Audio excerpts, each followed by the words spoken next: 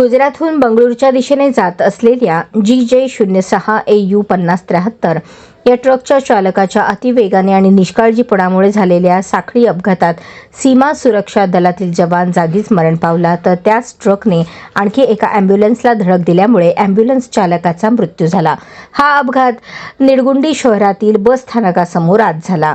मृत जवान मौनेश खुबप्पा राठोड वय 35 हे बागलकोट जिल्ह्यातील कलगी तांडा येथील रहिवासी असून ते कालगी तांड्याहून निडगुंडी मार्गे बागलकोट जिल्ह्यातील आलूर तांड्याला पत्नी निर्मला हिस भेटून परत सैन्यात रुजू होण्यासाठी जात होते. निडगुंडी बस स्थानकाच्या समोर ट्रकने त्यांच्या दुचाकीला धडक दिली, ज्यामुळे ते जागीच मरण पावले. ताळीकोटे वास्को बसलाही ट्रकने धडक दिली, पण बसमधील प्रवाशांना कोणतीही दुखापत झाली नाही. नंतर उत्तर प्रदेशातील अँब्युलन्स नंबर UP 83808108 च्या धडक दिल्यामुळे ज्यात चालक रितेश कुमार वय 50 यांचा मृत्यू झाला.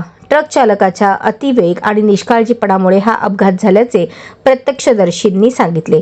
निडगुंडी पोलिसांनी घटनास्थळी येऊन अपघातग्रस्त वाहनांना बाजूला हलवून वाहतूक सुरळीत केली.